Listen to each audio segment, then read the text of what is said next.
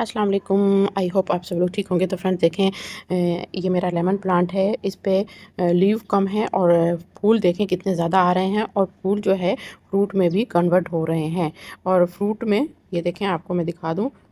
तो फ्रेंड चलते हैं वीडियो की तरफ। आपके लेमन प्लांट पर लेमन तो लग गए हैं लेकिन उनका साइज़ नहीं बढ़ रहा, फूल आ गए हैं लेकिन फ्रूट में कन्वर्ट नहीं हो रहे। तो आज इसी टॉपिक पे हम बात करेंगे, तो वीडियो को एंड तक ज़रूर देखें क्योंकि आज मैं आपको बताऊंगी लेमन लगने के बाद प्लांट को क्या फर्टिलाइज़र देना है। जब लेमन प्लांट पर फ्रूट सेट हो जाएं तो इस स्टेज पर ऐसा न्यूट्रिशन की ज़रूरत होती है जो फ्रूट डेवलपमेंट में मदद करे। इसलिए मैं पोटाश रिच फर्टिलाइज़र जैसे सल्फेट और पोटाश यानी करूँगी। पोटाशियम फ्रूट की ग्रोथ और क्वालिटी के लिए इम्पोर्टेंट न्यूट्रिशन है। और साथ ही फ्रेंड्स मैं इसकी हेल्थ को अच्छा रखने के लिए वर्मी कंपोस्ट यूज़ करूँगी जो कि बहुत अच्छी होती है फ्रूट के लिए। लेकिन आपने एक बात का ध्यान लाजमी रखना है कि इस स्टेज पर फर्टिलाइज़र की ज़्यादा क्वांटिटी बिल्कुल ना दें। यानी कि अगर हम नाइट्रोजन को ज़्यादा मिकदार में दे देंगे तो हमारे जो पत्ते हैं ये ज़्यादा निकल आएंगे और फ्रूट का जो साइज़ है उस पर हम बड़ा फ़र्क पड़ जाएगा और फ्रूट जो है छोटा रह जाएगा।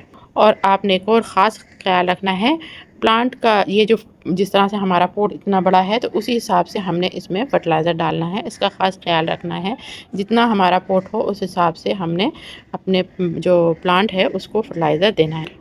दूसरी बात कि फर्टिलाइज़र हमने दे दिया, उसके बाद हमने वाटरिंग का ख्याल रखना है इसका, कि अगर हमने फर्टिलाइज़र दिया तो उसके बाद हमने इसको पानी भी देना है। अगर मिट्टी सूखी है तो आप पानी दें, अगर मिट्टी गीली है तो फिर आप नेक्स्ट डे दे सकते हैं।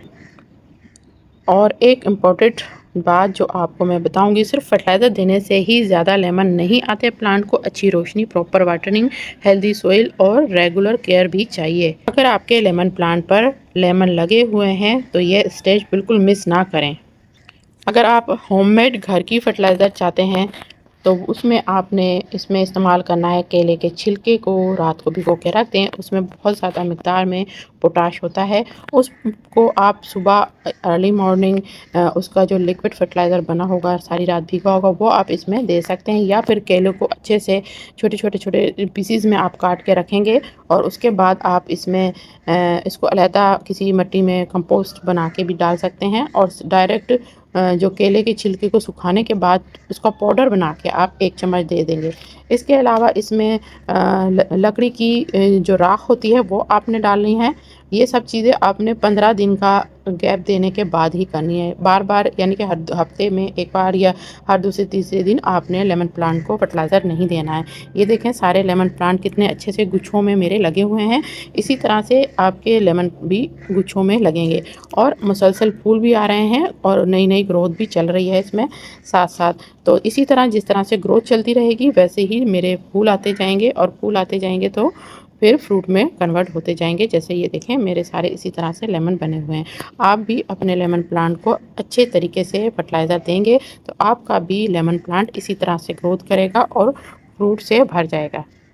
तो फ्रेंड्स, अगर आपको ये गार्डनिंग टिप्स यूज़फुल लगी हो तो वीडियो को लाइक करें, चैनल को सब्सक्राइब करें और कमेंट्स में ज़रूर बताएं कि आपके लेमन प्लांट पर कितने लेमन लगे हुए हैं। तो फ्रेंड्स, अब इजाज़त दीजिए, नेक्स्ट वीडियो में मिलते हैं। अल्लाह हाफिज़।